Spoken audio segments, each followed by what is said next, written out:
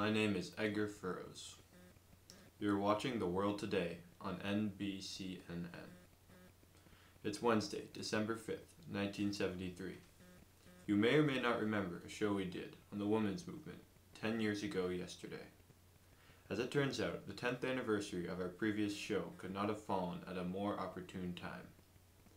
With an important Supreme Court decision earlier this year and the widely publicized battle of the sexes between Billie Jean King and Bobby Riggs, the feminist debate is hotter than ever. The Patterson family, whom we visited 10 years ago, has changed in many ways since that time. Even so, to mark this auspicious occasion, we organized a reunion to see exactly how things had changed since then. This is what we saw.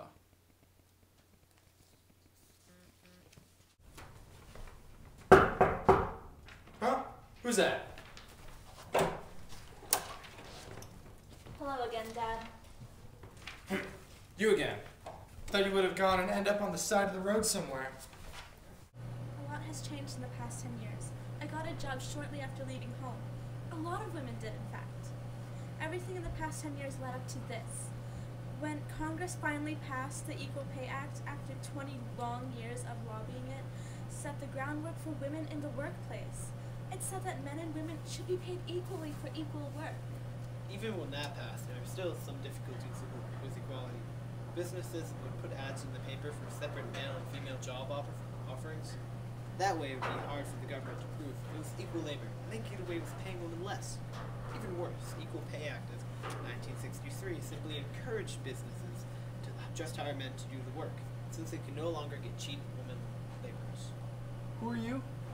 Oh, I'm so sorry. Dad, this is John. I met him at the place where I work.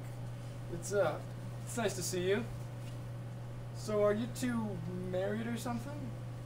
No, sir, we aren't. We're living together, but not married. We don't see any reason for it. More and more women have decided that they don't want to be tied down by marriage. It's one of the things that Betty Friedan talked about so long ago. Look how far she has come too. In 1966, she was elected the first president of the National Organization for Women. Then, just 3 years ago, in 1970, she led the longest march for women's equality ever. In New York City, she attracted over 50,000 men and women to march for the cause. That's got to say something. She's just presenting that kind and legit face of feminism.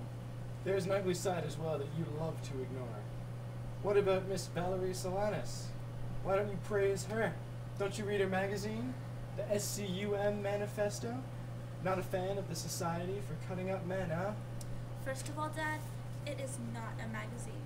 It was an article that this woman wrote, but that's not what this movement is about. When we are not a group of violent, nasty, dominant women. We want equality, not superiority with men. That's right. There are radicals in every movement, you know that. Just because one person goes off and uses their First Amendment right to push whatever they want, doesn't mean that the rest of us have to agree with it. That still doesn't give women the right to start invading my workplace. I don't care if there are laws, or even a president telling me so. Men and women are different. You got the right to vote, and they have equal right in the eyes of the government. That doesn't make us equal. There are certain things that women cannot do. Men and women are not the same. Why can't you just grow up? Why can't you see that what's going on in this country? Everything is changing. Things aren't the same as they were when you were growing up. Why are you so close-minded? If I may, sir, have you been watching the news recently? Of course I have. And Bobby Riggs, the greatest tennis player of all time, is going to thrash that Billie Jean King today and prove my point. Men and women aren't the same. Well, I guess you haven't then. You're wrong, Mr. Patterson, and I can prove it. The game was early today, and Billie Jean King, a woman, beat Bobby Riggs without a problem. She won 3 straight games and took a match. After all of Riggs' boasting, didn't help her. This match knocked down the last brick in your misogynistic wall. You really don't have any more excuses to keep women down. I hope you can learn to accept society as what it is now.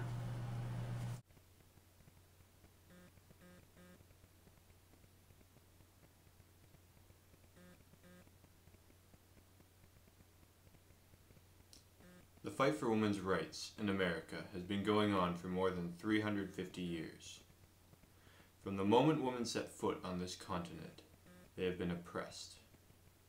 After all these years of fighting for their rights, women have made much progress in their standing in this country.